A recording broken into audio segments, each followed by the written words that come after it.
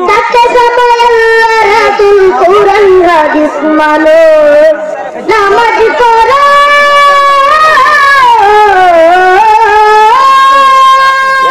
গেলাস পানির ফলে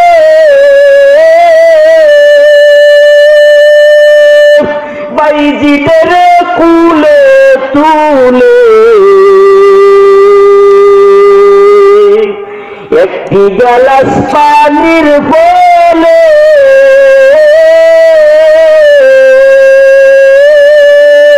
বাইজিদের কুলে তুলে হাত তুলে মা বলে বাজিদ কেলি বানাও হাত তুলে মা বলে বাজিদ কেলি বানাও মায়ের দোয়া লৌহে মুমিন মায়ের দোয়া লও যার কারণে বাইজিদের নাম ছড়িয়েছে বিশ্ব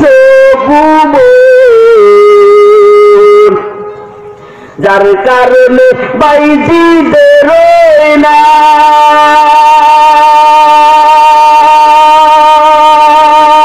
নাম ছড়িয়েছে বিশ্ব ছোট্ট শিশু বাইজিদের মতন সবাই হও মায়ের দোয়া লৌহে মুমিন মায়ের দোয়া মরিলে কান্দিয়া কি হবে আইরে মরিলে কান্দিয়া কি হবে মরিলে কান্দিয়া কি হবে আইরে মরিলে কান্দিয়া কি হবে পাপের রঙিন পথে তোমার মগ্ন সাহারা বেলা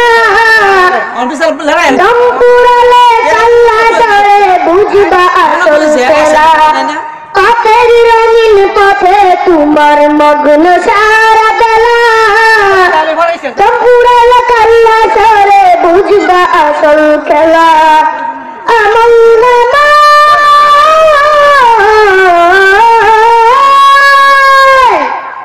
আমল নামাই ডাক বাটিগি আমল নামাই ডাক বাটিগি কি করছ এই বদে মরিলে কান্দিয়া কি হবে আইরে মরিলে কান্দিয়া কি হবে মরিলে কান্দিয়া আলাইকুম ওয়া রাহমাতুল্লাহি ওয়া বারাকাতুহু আলহামদুলিল্লাহ الحمد لله الذي جعل الشمس والقمر بحسبان والنجم والشجر يسجدان وفضل زمانا على زمان كما فضل مكانا على مكان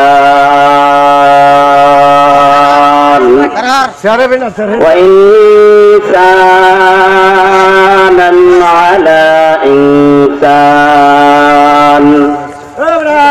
وأشهد أن لا إله إلا الله وحده لا شريك له وأشهد أن محمدا عبده ورسوله قال النبي صلى الله عليه وسلم رضا الله في رضا الوالدين وسخط الله في سخط الوالدين سبحانك لا علم لنا إلا ما علمتنا إنك أنت العليم الحكيم قال رب اشرح لي صدري ويسر لي أمري واحلل عقدة من لساني يفقه قولي ربي ولا توسر وتمم علي علينا بالخير जन्नत के रज़ाए मादर हस्तु जिरे पाए मादर हस्तु मदर कदर कुल सुबह शाम तके बशी दर्दू अलम नकनाम बिस्मिल्लाहिर रहमानिर रहीम وقضى ربك ألا تعبدوا إلا إياه وبالوالدين إحسانا إما يبلغن عندك الكبر أحدهما أو كلاهما فلا تقل لهما أف ولا تنهرهما وقل لهما قولا كريما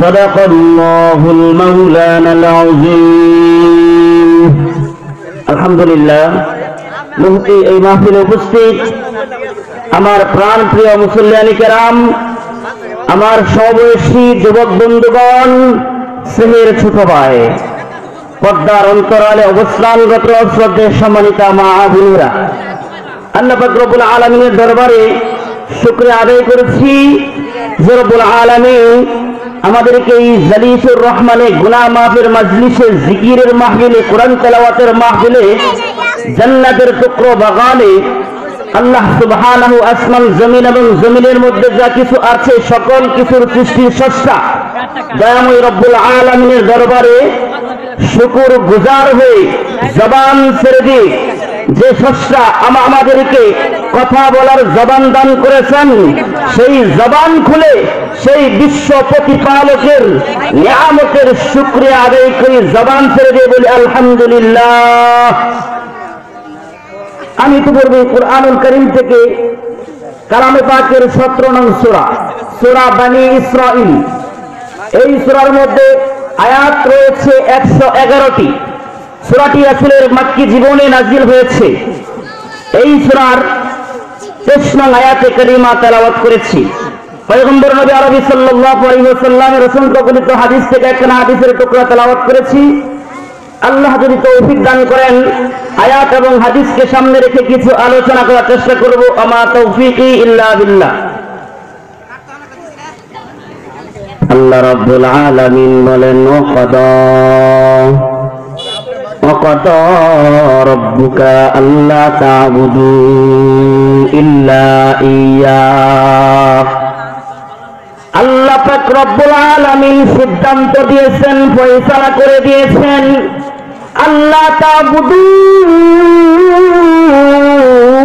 ইল্লা ইয়্যাহ, আমি আল্লাহকে ছাড়া আর কারো ইবাদত করব না, আমি আল্লাহকে ছাড়া আর কারো উপাসনা করব না, আমি আল্লাহকে ছাড়া আর কারো গোলামি করব না।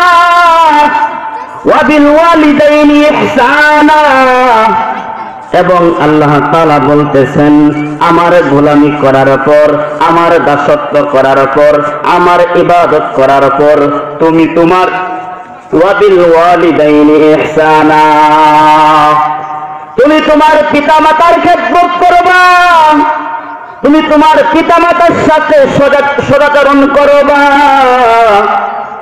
ইম্মা যদি বুলুগান্না, তারা পুছে ইনদাকা, তোমাদের নিকট, কিবারা বার্ধক্যে বৃদ্ধ অবস্থায় যদি তোমাদের পিতামাতা তোমাদের নিকট পুছে, ইম্মা ইয়াবুলুগান্না ইনদাকাল কিবারা আহাদুহুমা, তাদের দুজনের একজন, আও বা তোমার কিলাহুমা, তাদের উভয় যদি তোমাদের নিকট বার্ধক্যে উপনীত হয়, ফালা, তবে না তাকুল, তুমি বলবে উফ, উফ শব্দটা বলবে না। পিতামাতা যদি তোমাদের নিকট বৃদ্ধাবস্থায় পুছে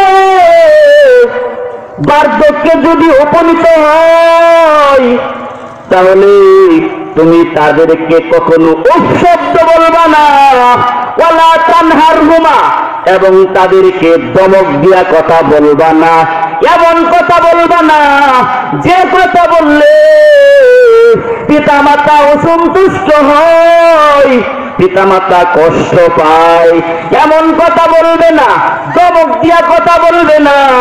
কখন বলবে লাহুমা, তাদের দুজনকে কাউলান কারীমা, তাদেরকে সম্মান সূচক সম্মানজনক কথা বলবে। মায়ের নবী, নবীর সাহাবী আন আবি উমামা রাদিয়াল্লাহু তাআলা আন্না রাজুলান ক্বালা ইয়া রাসূলুল্লাহ মা হাক্কুল ওয়ালিদাইনি আলা ওয়ালাদিহি ক্বালা হুমা জান্নাতুকা ওয়া নারুক। নবীর সাহাবী উমামা রাদিয়াল্লাহু তাআলা আনহু বলেন, এক ব্যক্তি রাসূলের দরবারে আরজ করলো, ইয়া রাসূলুল্লাহ, ইয়া হাবিবাল্লাহ, ওগো মায়ের নবী, সন্তানের উপর পিতামাতার কি হক রয়েছে? আল্লাহর নবী বিশ্ব নবী রাহমাতাল লিল আলামিন বলেন, ওয়ালাহুমা জান্নাতুকা ওয়া নারুক, তারাই তোমার জান্নাত আর তারাই তোমার জাহান্নাম। তাদের সন্তুষ্টি তোমাকে জান্নাতে নিয়ে যাবে আর তাদের অসন্তুষ্টি তোমাকে জাহান্নামে নিয়ে যাবে।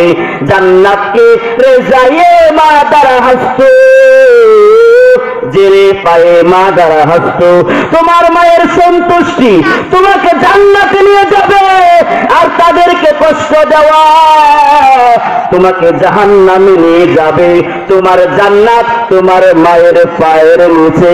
মায়ের নবী বলেন, নেককার সন্তান যখন পিতামাতার দিকে মায়ার নজরে, রহমতের নজরে তাকায়, ঠিক আছে, মায়ার নজরে, রহমতের নজরে তাকায়, আল্লাহ তাআলা তাকে প্রতিটা তাকানোর বিনিময়ে কবুল হজ্জের সব দান করেন।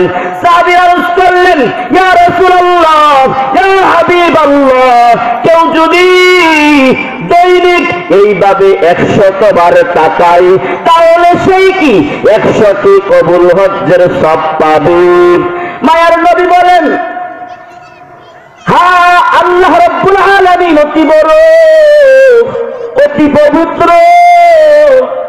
হ্যাঁ, সন্তান যদি সেইভাবে পিতামাতার দিকে তাকায়, 100 বারও যদি তাকায়, সে 100টি কবুল হজ্জের সব পাবে। মায়ার নবী বলেন, রিজাল্লাহি ফি রিজাল ওয়ালিদাইন ওয়া সাখতুল্লাহি ফি সাখতিল ওয়ালিদাইন। পিতামাতার সন্তুষ্টি আল্লাহ তাআলার সন্তুষ্টির উপর, আর পিতামাতার সন্তুষ্টি আল্লাহ তাআলার অসন্তুষ্টির উপর। অর্থাৎ সন্তানের উপর যদি পিতামাতা সন্তুষ্ট থাকে, আল্লাহ রাব্বুল আলামিন ওই সন্তানের উপর সন্তুষ্ট হয়ে যায়। আর যদি সন্তানের উপর পিতামাতা অসন্তুষ্ট থাকে, আল্লাহ রাব্বুল আলামিন ওই সন্তানের উপর সন্তুষ্ট হয়ে যান। নবীর সাহাবী আবু হুরায়রা রাদিয়াল্লাহু তাআলা আনহু বলেন, মায়ার নবী বলেন, 3 ব্যক্তির দোয়া নিঃসন্দেহে কবুল হয়। এক, দাওয়াতুল মাজলুম, মাজলুম ব্যক্তির দোয়া, অর্থাৎ যার উপর জুলুম করা হয় সে হলো মাজলুম। মায়ের নবী বলেন, মাজলুমের ফরিয়াদ হইতে বাঁচিয়া থাকো, কেননা মাজলুমের বদদোয়া আল্লাহর দরবারে কোনো পর্দা থাকে না, সাথে সাথে কবুল হয়ে যায়। ও দাওয়াতুল মুসাফির, মুসাফির ব্যক্তির দোয়া, যেদিন বছরের স্বার্থে সফর করে, মুসাফির ব্যক্তির দোয়া। ও দাওয়াতুল ওয়ালিদি আলা ওয়ালাদি, এবং সন্তানের জন্য পিতামাতার দোয়া। মায়ের দোয়া লও হে মুমিন, মায়ের দোয়া লও, মায়ের দোয়া লৌহে মুমিন মায়ের দোয়া লও বিপদে পড়বে না তুমি যখন যেতাই যাও বিপদে পড়বে না তুমি যখন যেতাই যাও মায়ের দোয়া লৌহে মুমিন মায়ের দোয়া লও আমার নবী করেন ঘোষণা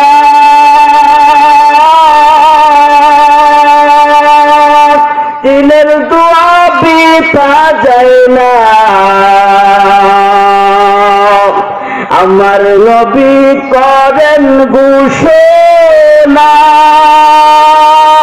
দিনের দোয়া বৃথা যায় না সন্তানের করবে দোয়া মাকে বলে দাও সন্তানের করবে দোয়া মাকে বলে দাও মায়ের দোয়া লৌহে মুমিন মায়ের দোয়া লও একটি গ্লাস পানির ফলে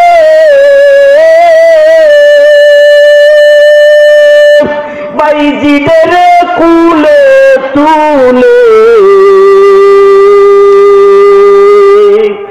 একটি গ্লাস পানির ফলে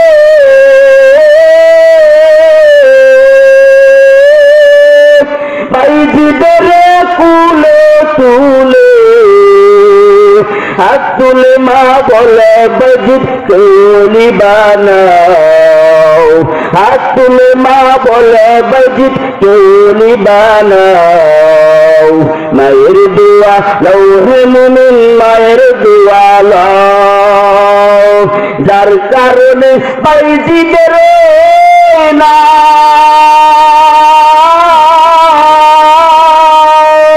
ছড়িয়েছে বিশ্ব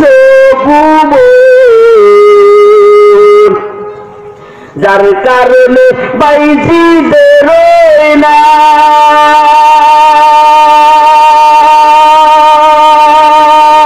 নাম ছড়িয়েছে বিশ্ব ছোট্ট শিশু বাইজিদের মতন সবাই হও মায়ের দোয়া লৌহে মুমিন মায়ের দোয়া লও অর্থাৎ মা বাবার দোয়া নিতে হবে রে সন্তান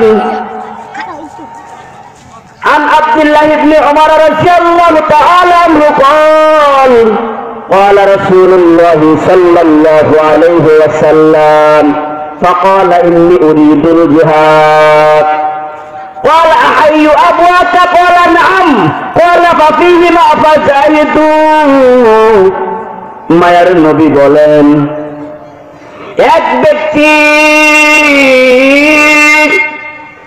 রাসূলের দরবারে এসে আরজ করল ইয়া রাসূলুল্লাহ ইয়া হাবিবাল্লাহ ওগো আল্লাহর নবী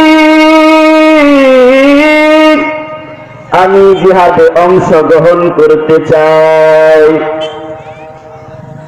মায়ার নবী বললেন ক্বালা আহাইয়ু আবওয়াকা তোমার বাড়িতে কি তোমার পিতামাতা কেউ কি জীবিত আছে ক্বালা নাআম লোকটি বলল হ্যাঁ আমার পিতামাতা জীবিত আছে মায়ার নবী বলেন তুমি তোমার পিতামাতার খেদমত করো এটাই তোমার জিহাদ অর্থাৎ জিহাদে অংশগ্রহণ করিয়া তুমি যে সফল অর্জন করতা আল্লাহ পাক রব্বুল আলামিন পিতামাতার খেদমত করার ফলে আল্লাহ পাক রব্বুল আলামিন তোমাকে সেই পরিমাণ সবদান করবেন সুবহানাল্লাহ আসলে আলোচ্য হাদিস থেকে এই কথা স্পষ্ট বোঝা যায় পিতামাতার খেদমত আল্লাহর রাস্তায় জিহাদের সমতুল্য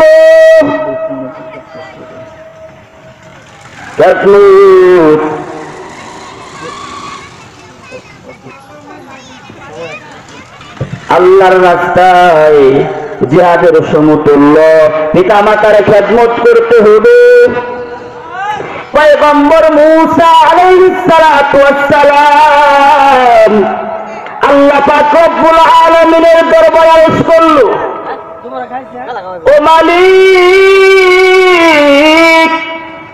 জান্নাতে যে বান্দা আমার সাথে, জান্নাতে যে বান্দা যে লোক আমার বন্ধু হবে, তার সাথে আমার সাক্ষাৎ করে দিন। আল্লাহ তাআলা ওহী নাযিল করে বলে, মুসা তুমি অমুক বাজারে যাও, সেখানে কসাইকে দেখতে পাইবা, কসাই সেই জান্নাতে তোমার বন্ধু হবে। পয়গম্বর মূসা আলাইহিস সালাতু ওয়াস সালাম আল্লাহ পাক রব্বুল আলামিনের নির্দেশ অনুযায়ী সেই নির্দিষ্ট বাজারে গেলেন, গিয়ে সেই কসাইকে দেখতে পেলেন। একটু চাবিটা দিন, 2 মিনিট খালি চোরাস্তা যাইবো। আর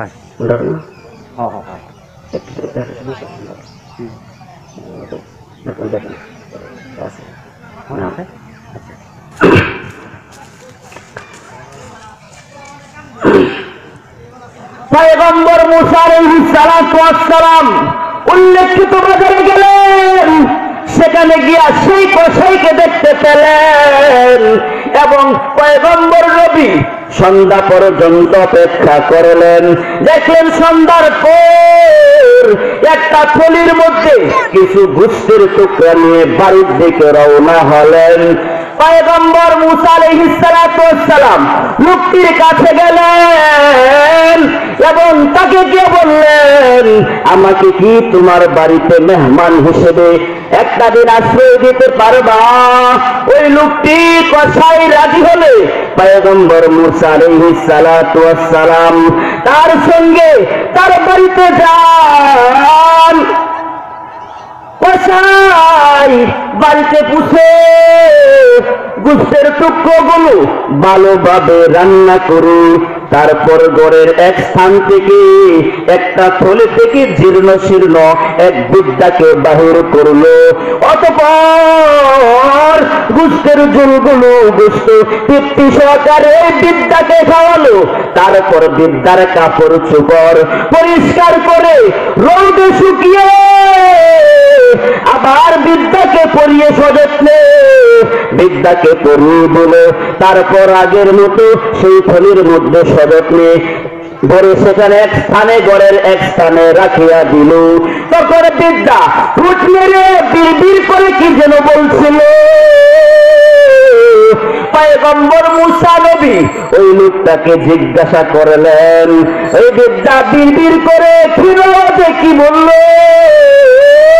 কসাই লোকটি বলল, এই বৃদ্ধা এই বলে দোয়া করলো, আল্লাহ আমার সন্তানকে তুমি জান্নাতে পয়গম্বর মূসা আলাইহিস সালাতু ওয়াস সালামের বন্ধু বানায়। পয়গম্বর মূসা আলাইহিস সালাতু ওয়াস সালাম কসাইকে জিজ্ঞাসা করলেন, তোমার প্রতি এমন সন্তুষ্টির কারণ কি? কসাই বলল, এই বৃদ্ধা আমার মা, বার্ধক্যের কারণে তিনি এতই দুর্বল হয়ে পড়েছেন যে কোন রকম উঠবস চলাফেরা করতে পারেন না। আমি এইভাবেই তার খেদমত করছি, আমি এইভাবেই তার দেখাশোনা করছি। পয়গম্বর মূসা নবী নিজের পরিচয় দিয়ে বললেন, আমি সেই নবী মূসা, আর তুমি জান্নাতে আমার বন্ধু হবি। জান্নাতে কে রে যায় মা দ্বারা হাসত, যে রে পায়ে মা দ্বারা হাসত। পিতা মাতার সাথে সুন্দর ব্যবহার করতে হবে, তাদেরকে কখনো ধমক দেয়া কথা বলা যাবে না। হাদিস শরীফের মধ্যে আছে, যে বান্দা জুমার দিন মাগরিব এবং এশারের মধ্যবর্তী সময় 2 রাকাত নফল নামাজ আদায় করবে। প্রত্যেক রাকাতে সূরা ফাতিহার পর সূরা ইখলাস 5 বার, আয়াতুল কুরসি এবং সূরা ইখলাস 5 বার, সূরা ফালাক 5 বার, সূরা নাস 5 বার, অতঃপর নামাজ শেষ করে 5 বার আস্তাগফিরুল্লাহ, 15 বার রাসূল সাল্লাল্লাহু আলাইহি ওয়াসাল্লামের উপর দুরূদ শরীফ পাঠ করবে। অতঃপর এ সকল সবগুলো মৃত পিতামাতার রূহে বক্ষে দেয়। মায়ার নবী বলেন, তাহলে সে যেন পিতামাতার হক কিছুটা আদায় করেছে। এক ব্যক্তি রাসূলের কাছে আরজ করল, ইয়া রাসূলুল্লাহ, আমার নিকট সবচেয়ে বেশি উত্তম ব্যবহার পাওয়ার অধিকারী কি? মায়ার নবী বলেন, তোমার মা। অতঃপর জিজ্ঞাসা করলেন, তারপর কে? মায়ার নবী বলেন, তোমার মা। অতঃপর জিজ্ঞাসা করলেন, তারপর কে? তোমার মা। অতঃপর লোকটি চতুর্থবার জিজ্ঞাসা বলে, তোমার বাবা। তো বলতেছিলাম, পিতামাতার খেদমত করতে হবে, তাদের সাথে সুন্দর ব্যবহার করতে হবে। মুফাসসিরিনে কেরাম বলেন, সন্তানের উপর পিতামাতার 10টি হক রয়েছে। 1, তাদের প্রয়োজনীয় আহারের ব্যবস্থা করা। 2, প্রয়োজন অনুযায়ী খেদমত করা। 3, তারা ডাকলে বিনয়ের সাথে জবাব দেওয়া। 4, শরীয়ত বিরোধী নয় তাদের এমন নির্দেশ পালন করা। 5, সর্বদা নম্রতার সাথে কথা বলা। 6, তাদের প্রয়োজনীয় পোশাক পরিচ্ছদের ব্যবস্থা করা। 7, পথ চলার সময় তাদের পিছনে পিছনে চলা। 8, নিজের জন্য যা পছন্দ তাদের জন্য তা পছন্দ করা। 9, নিজের জন্য যা অপছন্দ তাদের জন্য তা অপছন্দ করা। 10, নিজের জন্য দোয়া করার সময় পিতা মাতার জন্য দোয়া করা। সাহাবা কেরাম রাদিয়াল্লাহু তাআলা আনহু বলেন, সন্তান যদি পিতা মাতার জন্য দোয়া করা ছাড়িয়া দেয়, সন্তানের রিজিকের অভাব অনটন দেখা দিতে পারে। এক ব্যক্তি রাসূলের কাছে এসে বলল, ইয়া রাসূলুল্লাহ, তার উপর যদি তার পিতা মাতা অসন্তুষ্ট অবস্থায় মারা যায়, তাদেরকে সন্তুষ্ট করার উপায় কি? মায়ার নবী বলেন, উপায় হলো 3টি। 1, সন্তান নিজেই নেককার হয়ে যাওয়া। 2, পিতামাতার আত্মীয় স্বজন বন্ধু বান্ধবদের সাথে সুন্দর ব্যবহার করা। 3, নিজের জন্য দোয়া করার সময় তাদের পরকালীন নাজাতের জন্য দোয়া করা এবং তাদের জন্য বেশি বেশি সাদকা করা। পিতা মাতার খেদমত করতে হবে। নবীর সাহাবী আনাস রাদিয়াল্লাহু তাআলা হইতে বর্ণিত, নবীর যুগে আলকামা অত্যন্ত ইবাদত গুজার ও দানশীল ব্যক্তি ছিল আলকামার। একবার কঠিন রোগে আক্রান্ত করলে তার স্ত্রী রাসূল সাল্লাল্লাহু আলাইহি ওয়াসাল্লামের দরবারে এসে আরজ করলেন, ইয়া রাসূলুল্লাহ, ইয়া হাবিবাল্লাহ, আমার স্বামী আলকামা অত্যন্ত কঠিন রোগে আক্রান্ত পড়েছে। ও নবী, আপনি দয়া করে কিছু দোয়া বলিয়া দিন, যাতে সে ঈমানের সাথে মৃত্যুবরণের সৌভাগ্য লাভ করে। মায়ার নবী হযরত বেলাল রাদিয়াল্লাহু তাআলা আনহু, হযরত সালমান রাদিয়াল্লাহু তাআলা আনহু, হযরত আম্মার রাদিয়াল্লাহু তাআলা আনহু, হযরত আলী রাদিয়াল্লাহু তাআলা আনহু সাহাবীদেরকে আলকামার অবস্থা জানার জন্য তাদেরকে পাঠিয়ে দিলেন। সাহাবীরা আলকামার বাড়িতে পৌঁছে আলকামাকে কালিমা পড়ার জন্য বললেন, কিন্তু আলকামা কালিমা পড়তে পারল না। আলকামার বুক বন্ধ হয়ে গেল। আলকামার মুখ দিয়া কিছু উচ্চারণ হচ্ছে না। তখন সাহাবীরা হযরত বেলাল রাদিয়াল্লাহু তাআলা আনহুকে আলকামার অবস্থা জানানোর জন্য রাসূল সাল্লাল্লাহু আলাইহি ওয়াসাল্লামের কাছে পাঠিয়ে দিলেন।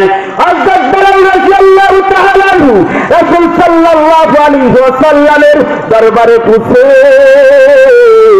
আলকামার অবস্থা জানায়া বললেন, ইয়া রাসূলুল্লাহ, ইয়া হাবিবাল্লাহ, ও গো মায়ের নবী, আমরা আলকামাকে কালিমা পড়ার জন্য আপ্রাণ চেষ্টা করেছি, কিন্তু তার জবান দেয়া কিছুই বাইর হচ্ছে না, কিন্তু সে কিছু উচ্চারণ করতে পারছে না। ও নবী, আপ্রাণ চেষ্টা করেছি। আল্লাহর নবী রাহমাতাল লিল আলামিন হযরত বেলাল রাদিয়াল্লাহু তাআলা মুখে বলেন, বেলাল, তার বাড়িতে কি তার পিতা মাতা কেউ কি জীবিত আছে? বেলাল রাদিয়াল্লাহু তাআলা বলেন, ইয়া রাসূলুল্লাহ, তার পিতা ইন্তিকাল করেছেন, কিন্তু তার গর্ভধারিণী জনম দুঃখিনী মা জীবিত আছে। তবে খুবই বৃদ্ধ ও দুর্বল হয়ে পড়েছেন। পয়গম্বর নবী বেলাল রাদিয়াল্লাহু তাআলা আনহুকে বলেন, বেলাল, তুমি আলকামার মায়ের নিকট গিয়া আমি নবীর সালাম পৌঁছা বলবা, আমি নবীর দরবারে আসতে পারবে কিনা? যদি এখানে আসার মতো শক্তি সামর্থ্য থাকে তবে বেলাল তুমি সঙ্গে করে নিয়ে আসবা, অন্যথায় আমি নবী আলকামার মায়ের সাথে সাক্ষাৎ করব। বেলাল রাদিয়াল্লাহু তাআলা আনহু আলকামার মায়ের নিকট পৌঁছে নবীর সালাম পুছে বললেন, আপনার কি চলার মতো শক্তি সামর্থ্য আছে? যদি থাকে তাহলে আপনি আমার সঙ্গে চলুন, অন্যথায় নবী আপনার কাছে আসবে। এই কথা শুনে আলকামার মা বললেন, নবীজির জন্য আমার জীবন উৎসর্গ, আমি নিজে রাসূলের দরবারে উপস্থিত হব। এই বলে আলকামার মা লাঠিতে পড়িয়া কোনভাবে রাসূলের দরবারে বসলেন, অতঃপর মায়ের নবীর সালাম দিলেন। মায়ের নবী সালামের জবাব দিয়া বললেন, আচ্ছা, আপনার সন্তান আলকামা কিরকম?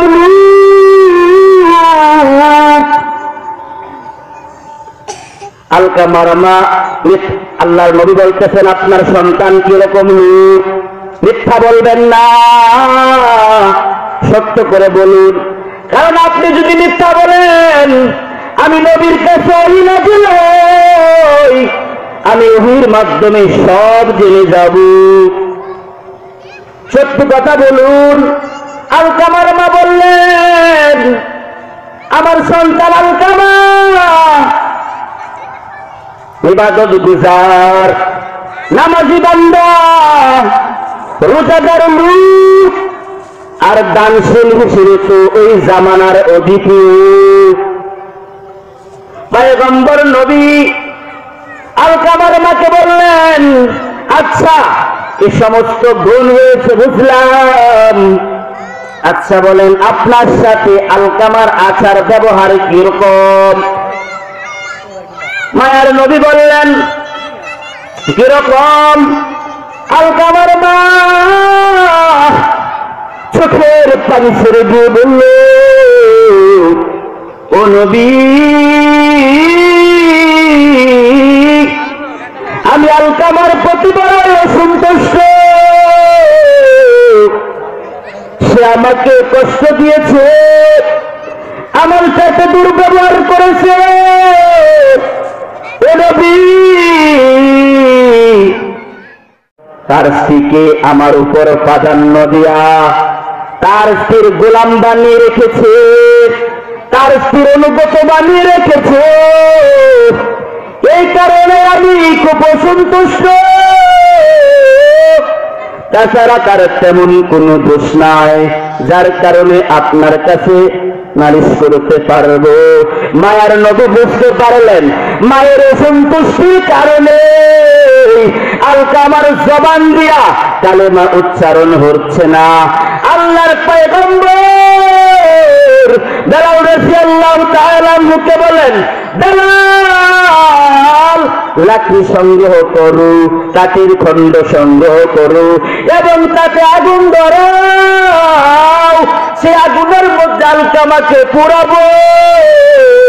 এই কথা শুনে আলকামার মা চোখের পানি ছেড়ে দিয়া বললেন, ওগো মায়ার নবী, আমার সন্তান আমার কলিজার টুকরা, আমার সন্তান আমার দেহের টুকরা। ও নবী, আমার চোখের সামনে আমার সন্তান আগুনে জ্বলবে, আমি মা কি করে তা সহ্য করব? আমি মা কি করে ধৈর্য ধারণ করব? ও নবী, আমি ধৈর্য ধারণ করতে পারবো না।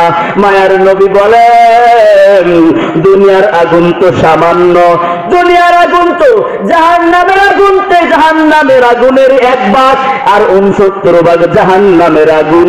দুনিয়ার আগুন হাতে লাগলে হাত জ্বলে, পায়ে লাগলে পা জ্বলে, শরীরের যে কোনো অংশতে লাগুক না কেন সেই অংশটুকু জ্বলে।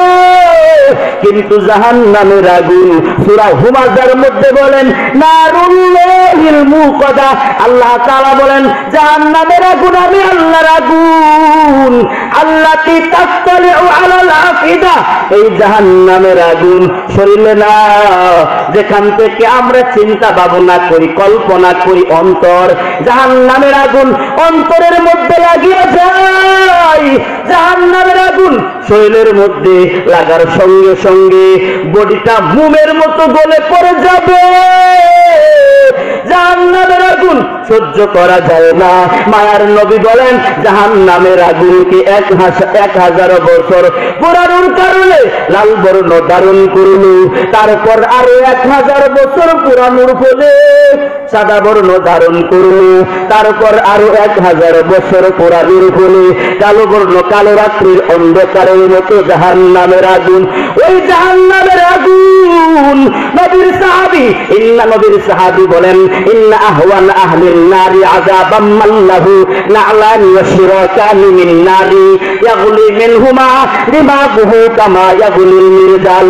জাহান্নামের মধ্যে সর্বাপেক্ষা কম শাস্তিগ্রস্ত ওই ব্যক্তি হইবে যার পায়ে 2টা জুতা পরিয়ে দিবে। কি পরিয়ে দিবে? জুতা পরিয়ে দিবে এবং জুতার ফিতাগুলো থাকবে আগুনের। ওই জুতার তাবে গুনাহগারের মগজগুলো, মাথার মস্তিষ্কগুলো টকবক করে ঘুরতে থাকবে, সে বুঝতেও পারবে না তার চেয়ে কম শাস্তি আর কাউকে দেওয়া হচ্ছে। মায়ার নবী আলকামার মাকে বললেন, আলকামার নফল ফরজ কোন ইবাদত আল্লাহর দরবারে কবুল হবে না, তার কোন নামাজ আল্লাহর দরবারে কবুল হবে না। আলকামার মা সন্তানের পরিণতির কথা শুনে আলকামার মা বললেন, ইয়া রাসূলুল্লাহ, ইয়া হাবিবাল্লাহ, ওগো মায়ার নবী, আপনি সাক্ষী থাকেন, আমি আলকামাকে মাফ করে দিলাম। সুবহানাল্লাহ। এরপর নবীর সাহাবী বেলাল রাদিয়াল্লাহু তাআলা আনহুকে বললেন, বিশ্ব নবী রাহমাতাল লিল আলামিন বললেন, বেলাল তুমি এখন গিয়ে দেখে আসো আলকামার কি অবস্থা। বেলাল রাদিয়াল্লাহু তাআলা আনহু আলকামার বাড়িতে পৌঁছে আলকামার বাড়ির দরজার কাছে পৌঁছার সঙ্গে সঙ্গে ঘরের ভিতর থেকে আলকামা কালেমা লা ইলাহা ইল্লাল্লাহু মুহাম্মাদুর রাসূলুল্লাহ জোরে জোরে বলতেছে, আল্লাহু আকবার। মায়ার নবী আলকামার বাড়িতে বসে তার গোসল কাফনের নির্দেশ দিলেন। অতঃপর দাফন কার্য সমাপ্ত হওয়ার পর পয়গম্বর নবী আনসার মুহাজিরদেরকে লক্ষ্য করে বললেন, যদি কেউ তার স্ত্রীকে তার মায়ের উপর প্রাধান্য দেয়, তার স্ত্রীকে তার মায়ের উপর প্রাধান্য দেয়, তাহলে তার নফল ফরজ কোন ইবাদত আল্লাহর দরবারে কবুল হবে না। সুতরাং পিতামাতার খেদমত করা, তাদের সাথে সুন্দর ব্যবহার করা, উত্তম আচরণ করা